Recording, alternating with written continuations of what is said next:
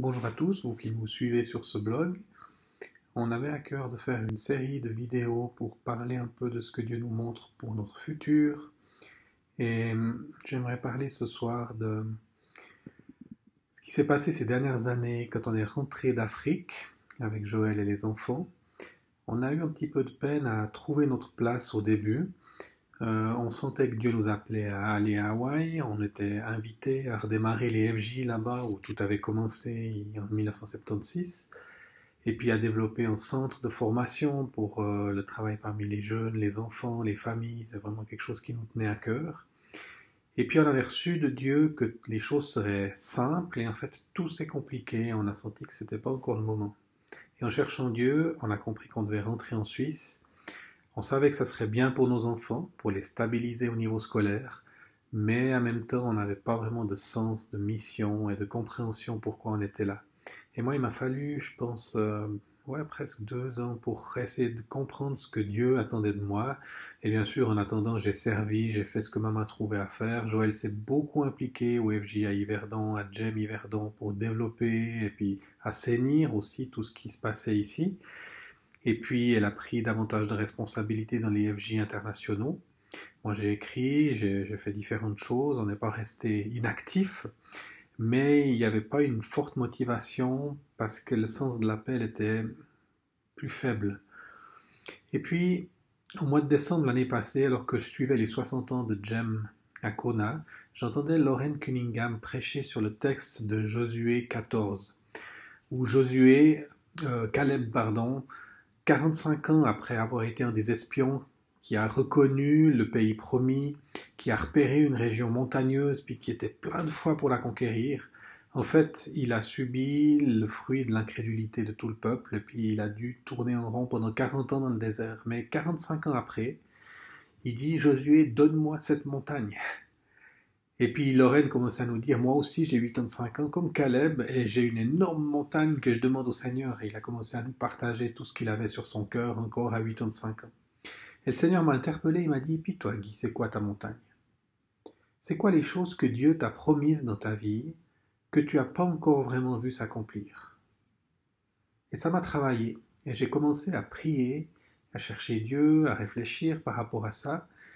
Et j'ai repensé, quand on était parti faire notre école de disciples, il y a 27 ans, on s'est retrouvé à Kona, à Hawaï, et puis on a demandé à rencontrer Dale Kaufman, le fondateur des FJ, qu'on ne connaissait pas à l'époque, les FJ en connaissaient très peu non plus. Et puis, il était d'accord de nous accueillir, il nous a invités chez lui pour manger, et au moment où il nous racontait l'histoire des fabricants de joie, tout le développement et toutes ces choses-là, il s'est arrêté de parler, puis à un moment donné, il est venu derrière nous, il a posé sa main sur notre épaule, et il a commencé à prophétiser, et de dire, je vous vois dans le monde francophone, en Suisse romande, lever une jeune génération pour être une bénédiction et puis servir le Seigneur dans les nations.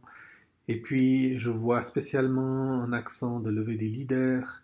Et puis ça nous a touchés, mais bon, nous on n'avait pas tellement une image de nous-mêmes très développée, et puis on a un peu enfoui tout ça. Puis on est rentré en Suisse, on a fait une école FTJ, on a repris les fabricants de joie, et puis il y a vraiment eu une bénédiction du Seigneur. On a vu une multiplication, on a vu une croissance, on a vu des belles choses se passer, et selon les critères, on pourrait dire qu'on a eu du succès.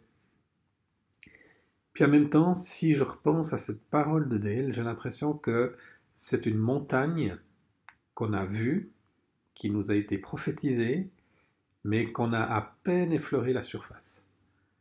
Et quand je repense, c'est quoi la montagne que je veux demander au Seigneur aujourd'hui, je réalise que c'est ça que j'ai à cœur. C'est la jeunesse de Suisse romande. Pas juste